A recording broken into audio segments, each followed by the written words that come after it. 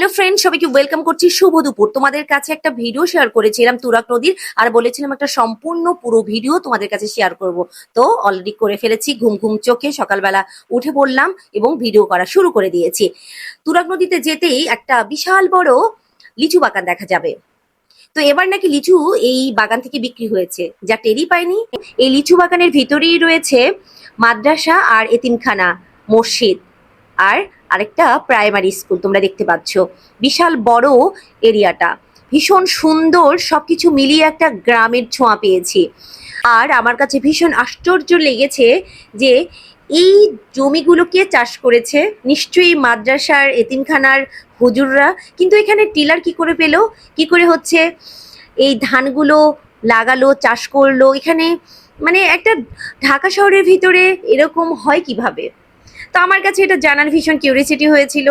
তো আমরা গ্রামে যেরকম খেজুর গাছ দেখি, খেজুর গাছে হচ্ছে শীতকালে খেজুরের গাছ থেকে রস পড়ে, তার জন্য খেজুরের গাছ লাগানো হয়।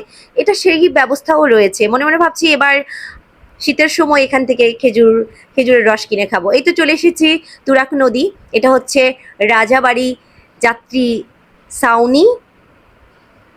এটা হচ্ছে ওয়াকওয়ে হাঁটার জন্য। আর এই তুরাগ নদী এপার থেকে ওপারে পার হওয়ার জন্য ট্রলার রয়েছে।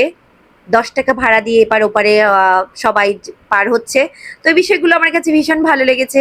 সকালে একটা সুন্দর একটা ওয়েদার, হাঁটার জন্য হাঁটছি, ভিডিও করছি, পাখি মিছিল করছে, মানে খুবই ভালো লাগছে। তুরাগ নদীতে মাছ ধরে জেলেরা তাদের জীবিকা নির্বাহ করছে। খুবই সুন্দর না বিষয়টা? আর হাঁটার জন্য এরকম একটা চওড়া রাস্তা চলে গেছে, যতদূর চোখ যাবে ততদূর এরকম হাঁটার একটা রাস্তা রয়েছে। নৌকা চালাচ্ছে মাঝি।